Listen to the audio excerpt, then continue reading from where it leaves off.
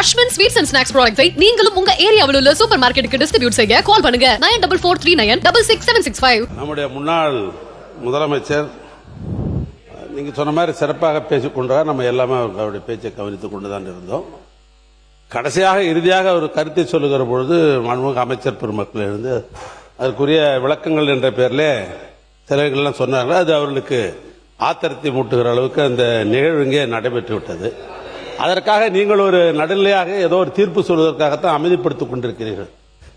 உங்களுக்கு சப்போர்ட் பண்ண வேண்டும் என்ற அந்த அடிப்படையில் தான் எங்களுடைய உறுப்பினர் என்ன சொன்னார்னா, இந்த கழுதை குதிரை என்ற பெயரில் ஏற்கனவே வழக்கு மன்றத்திலே வழக்கு நடைபெற்றுக் கொண்டிருக்கிறது, அது ஒன்றும் தவறான என்று அவர் சொன்னார். அவ்வளவுதான். நீங்க அதுக்காக அவருக்கு நீங்க ரூலிங் கொடுக்கலாம். இல்ல நீங்க அதை சொல்லாத சொல்லலாம். நாங்க 2 பேரும் ஒன்னா சேர்ந்து கொண்டு சொன்னீங்க பாருங்க, அது மாதிரி இல்ல, அது மாதிரி கிடையாது. அந்த அவசியம் எங்களுக்கு தேவையில்லை. அது எங்களுக்கு தேவையில்லாத ஒன்று. இல்ல நான் சொல்ல விரும்பியதும் நான் சொல்ல வந்ததும் இல்ல குதிரை என்று சொன்ன உடனே 2 பேரும் ஒன்றாக சேர்ந்து நான் சொன்னேன். பேரவைத் தலைவர், உங்களுடைய பேச்சுக்கு உள்நோக்கம் கற்பிக்க வேண்டிய அவசியங்களுக்கு இல்ல. அது செய்யவும் மாட்டோம். இல்ல உள்நோக்கம் இல்ல இல்ல அது செய்யவும் மாட்டோம் நாங்க. ஆனா என்னன்னா, நாங்கள் எதிர்க்கட்சி என்ற அடிப்படையில் தான் எங்களுக்கு அந்தஸ்தெல்லாம் கொடுத்து எங்களுக்கு எதிர்க்கட்சி என்று வைத்திருக்கிறீர்கள். உங்களுடைய பேச்சை முழுமையாக நடுநிலையாக நீங்கள் நடத்தி கொண்டிருப்பது தான் எங்களுக்கு இருக்கிற பாதுகாப்பு.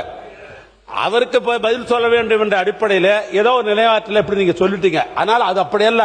நாங்க வேற கட்சி, அவங்க வேற கட்சி, அவங்க ஆண்ட கட்சி, நாங்களும் ஆண்ட கட்சி.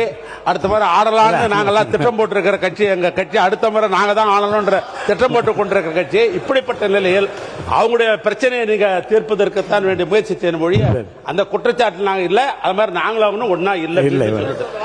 பள்ளிக்கல்வித்துறை அமைச்சர் அவர்கள் பள்ளிக்கல்வி முடிச்சிருங்க.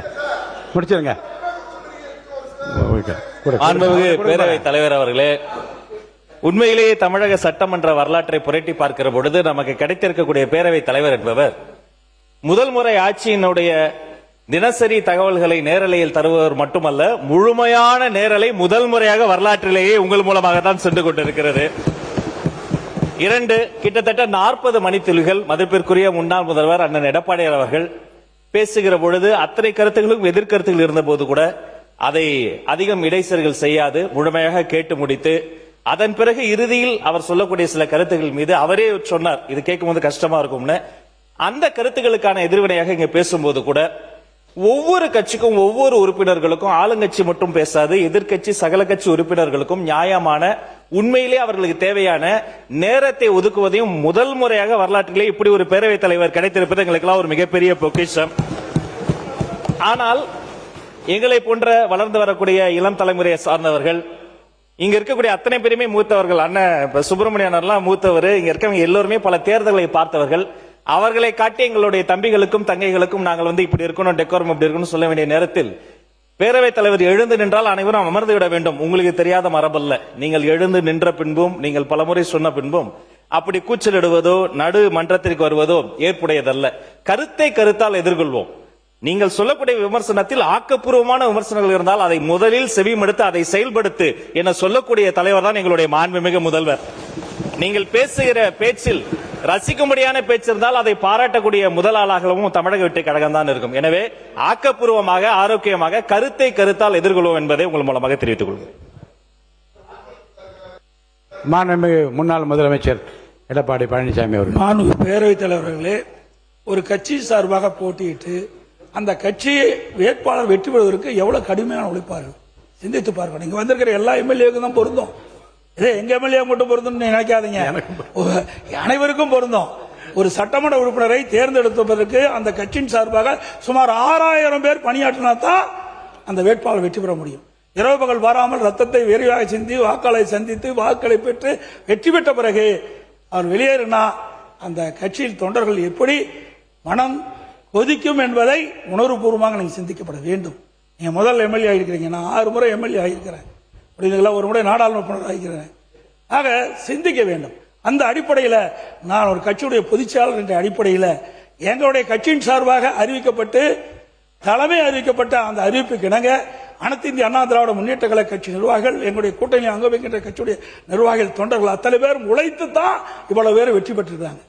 அதனாலதான் அந்த கருத்தை சொல்ல வேண்டிய நிலைக்கு நான் தள்ளப்பட்டேன் என்பதையும் தங்களுடைய கவனத்துக்கு கொண்டு வரேன். அதோட நாங்களுடைய சொன்ன கருத்து உண்மையிலேயே உண்மையை காயப்படுத்தி இருக்குது. 2 பேரும் ஒன்னா சேரல இல்ல, நீங்க இருந்த காலத்திலயும் ஒன்னா சேரல, நாங்க இருக்கிற காலத்திலயும் ஒன்னா சேரல என்பதையும் ஒரு விளக்கம் மட்டும் நான் சொல்லிடுறேன்.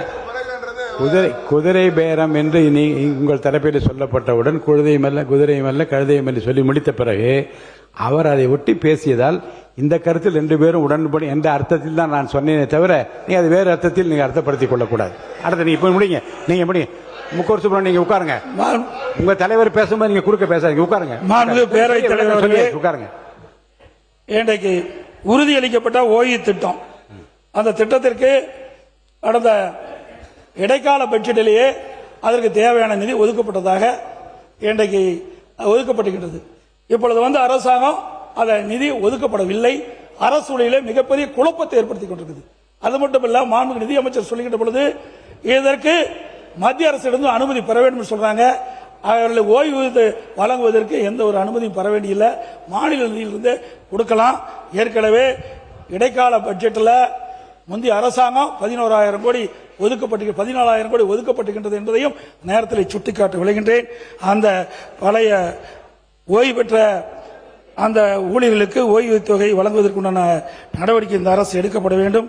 ஏற்றலும் ஈட்டலும் காத்தலும் காத்த வகுத்தலும் வல்ல அரசு என்ற அரசியல் நிதி மேலாண்மை குறித்து ஐயன் திருவள்ளுவர் தெளிவுபட கூறியுள்ளார். இந்த தமிழக வெற்றிக்கழக கூட்டணி அரசு சமைத்துள்ள நிதிநிலை அறிக்கையில் ஏற்றம் இல்லை, வகுத்தலும் இல்லை, காத்தலும் இல்லை.